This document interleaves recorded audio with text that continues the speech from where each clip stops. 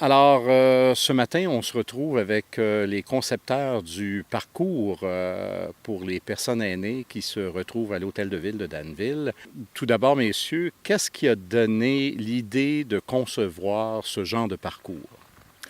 En fait, c'est au niveau des aînés. En fait, il y avait eu un comité dirigé avec la ville que justement, ils voulaient avoir quelque chose pour multigénérationnel.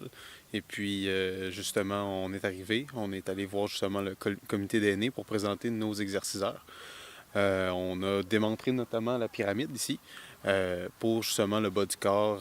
Pour les aînés, souvent, c'est le genre de choses qui vient être plus difficile. C'est le genre de muscles qu'il faut travailler pour éviter le risque de chute.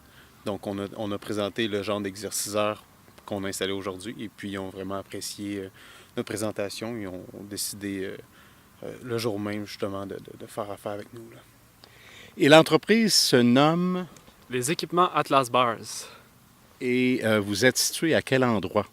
À Chambly, Maintenant, est-ce que ça fait longtemps que vous développez ce concept?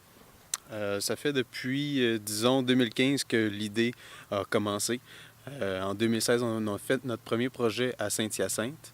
Et puis, on a continué en 2017 avec Danville. On a fait également Saint-Amable cette année. Donc, on avance quand même très bien. Au total, maintenant, on a 5 projets qu'on a fait. Et puis, en 2019, ça va très bien pour la suite.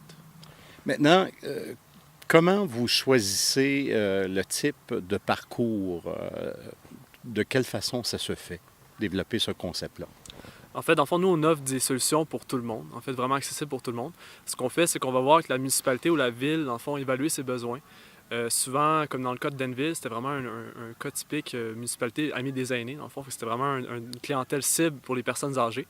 Donc, considérant ça, on a vraiment bâti une solution à ce niveau-là. Comme on peut penser à tous les détails, comme au niveau du panneau, l'écriture, la police d'affichage est vraiment grossie pour justement favoriser, dans le fond, une bonne visualisation des exercices.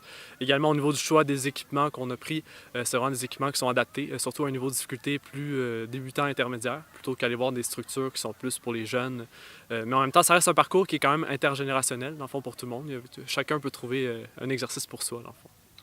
Et de quelle façon ça se fait? Est-ce qu'on doit partir du début du parcours ou on peut aller de façon aléatoire?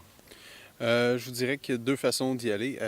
D'un, le sentier a été aménagé pour pouvoir faire justement un tour si on veut le faire rapidement. Sinon, on a également un panneau qui affiche des différents exercices à la carte qu'on peut faire.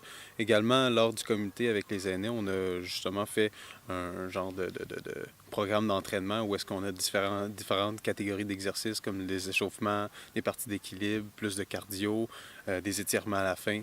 Donc, il y a différentes façons qu'on peut travailler avec ces exerciceurs. Qu'est-ce qui vous a mené à ce développement-là? D'où vous vient cette idée-là?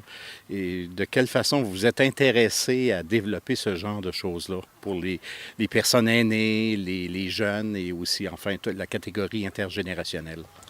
Dans le fond, nous autres, notre projet a débuté parce qu'on est deux adeptes, moi et Marc-André, d'activités sportives.